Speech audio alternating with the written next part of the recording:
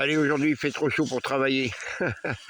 Trop chaud pour travailler, alors ce qu'on va faire, écoutez, je vous emmène en balade avec notre ami Floki, qui bien entendu pour le moment est en laisse, parce que comme vous le savez, monsieur a tendance à partir dans la forêt, à nous jouer Davy Croquette. Alors donc pour le moment, le petit gamin là, on le garde en laisse un petit peu. Et puis notre vieux grisou, il est où notre vieux grisou? Oh bah il est là.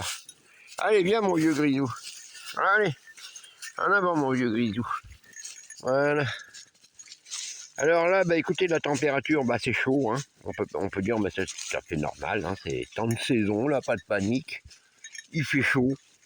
Ce qui est étonnant, par contre, c'est vrai que on manque d'eau. Voilà, moi, je remarque cette particularité, c'est qu'on est vraiment arrivé là, donc on est début juin, donc on a eu le printemps sec. Ah, tiens, il y a un arbre qui est tombé en travers. Ok. Vous voyez, par exemple, ces endroits-là qui, normalement, sont toujours pleins d'eau. C'est toujours des trous, il y a plein d'eau. Cette année, il n'y en a pas. Donc, ça prouve quand même qu'on a un déficit de pluie cette année. Et je vous avoue très franchement, j'aime pas trop ça. Parce que c'est au niveau de la forêt par elle-même. Il faudrait pas que ça continue trop longtemps comme ça, parce que si demain, pour une raison quelconque, on avait ce qu'on appelle un orage sec, un orage sec, c'est quoi? C'est des gros orages qui vont envoyer la foudre. Et quand on voit par exemple des arbres là comme celui-là qui est mort et qui monte très haut, ça peut poigner la foudre. Et là, le feu il part. Et là, bien entendu, dans le sous-bois, là, croyez-moi, c'est sec. Alors les petits branchages et tout ça, ça se met à brûler. Et là, ça part vraiment en cacahuète là. Ouf. Donc voilà, c'est ça le truc. Mais bon, qu'est-ce que vous voulez, y a rien de nouveau sous le soleil non plus. C'est pas, comment dire, il y a une forme de régénérescence dans les feux de forêt. C'est comme ça que les forêts se régénèrent. Et ça depuis des milliers d'années. Donc il faut pas non plus paniquer.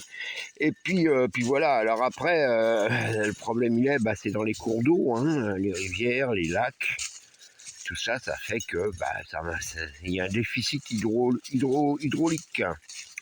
Voilà. Mais bon, je pense qu'en regardant la météo, jeudi on devrait commencer à réavoir de la pluie. Voilà. Et la forêt est vraiment magnifique. C'est vraiment magnifique. Bon, alors il y a quelques insectes, ça c'est clair, c'est normal, il faut en avoir des insectes, on peut pas... le jour où il n'y a plus d'insectes, croyez-moi, vous allez me voir paniquer là, mais non. Alors donc, oui, il y a des insectes, mais c'est pas pire. Avec l'huile à mouche, ça tient le coup.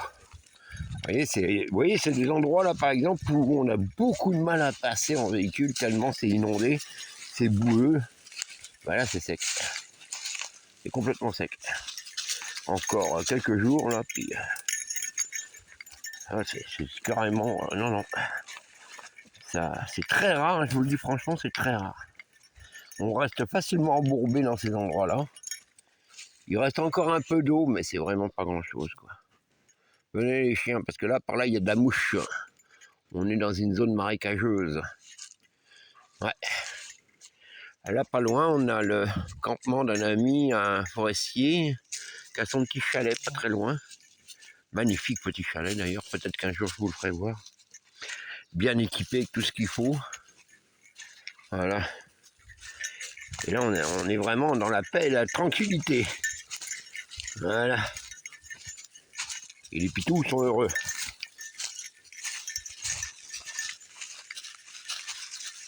C'est le silence. On entend juste les mouches.